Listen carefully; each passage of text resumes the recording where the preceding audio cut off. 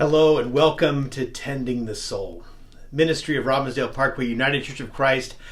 I'm Reverend T. Michael Rock, and with Reverend Kathy Itzen, we are the co-pastors of this amazing progressive congregation here in Minneapolis on the north side, in Robbinsdale, holding community, holding love for all people. As you move through these offerings, to connect to your soul and to all of our souls, to do the nurturing work that we're all called to do, to heal the woundedness that we all carry, to be in a space to listen to and acknowledge and honor the pain and trauma of others. This is the work we're called to. And if you embrace this work, I want you to subscribe and like and do all the things you do on this platform, to make sure that more people can hear and share this life-giving message. Because what we do in soul tending is, indeed, we promote and experience the best of life. That's our deep soul work, the healing work, the love work that we're called to do. It's the work that is eternal, that is not confined by life or death. It's the stuff that lives on. It has been in the world, in the universe since time began. And it will continue. It is why we connect most often to the more than human world. To find in that space, in the midst of the wind and the waters and the trees and the rocks and the birds and the song, life. And the lessons of not fearing death.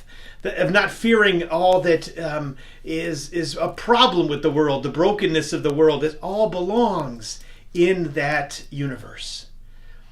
And so we're so grateful to come to you in the midst of this time to honor these words as we walk through this wilderness journey with Jesus. In our tradition, Lent is a powerful experience, an invitation to move into a time of reflection, of deepening our spirituality. And one of the things we say all the time is if the spiritual practice you're engaged in does not expand your heart to grow your soul, then find a new religion, a new spiritual practice, a new faith community, whatever. Because we are all about taking this precious thing that is you and expanding it and having it heal and experience all that life has to offer. Too often we live in these small little boxes and we don't get to see and experience all the world. And so we judge and we define and we do all kinds of mental gymnastics to make sure everything fits our worldview.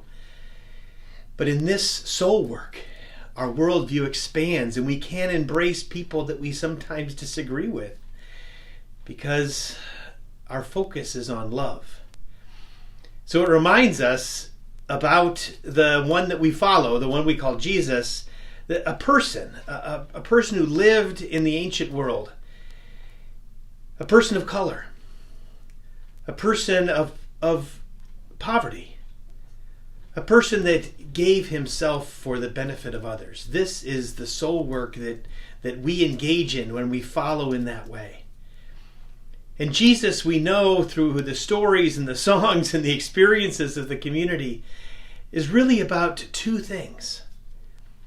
Jesus is about communion, about giving up one's life, body and soul for others, to find a sense of connection and deepening to the world, to move in communion with the earth and all there is, to move in a space of unity, of connection with all life and the things that Jesus was indeed angry about and questioned and chastised were all the things that define people in small little boxes, including the religious authority.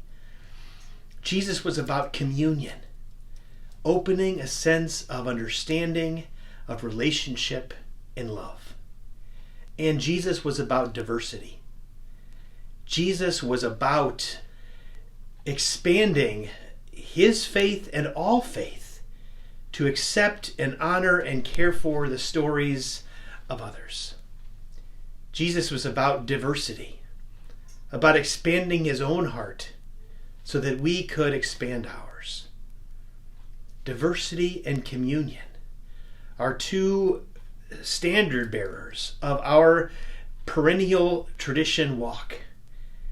And the beauty of that experience, and Jesus knew this deep in his bones, I'm sure, is that these are the truths of others as well. Communion and diversity are what happens in this world around us. What happens in the life cycle of the tree and the movement along the river. It is so diverse and such about union. So please, friends, in this soul-tending week, find a way for yourself to be healed in your heart expansion to new forms of diversity and new ways of belonging in communion. When you hold these two deep, grounded principles, your soul work will come alive, and we will all be better because your soul will find new life.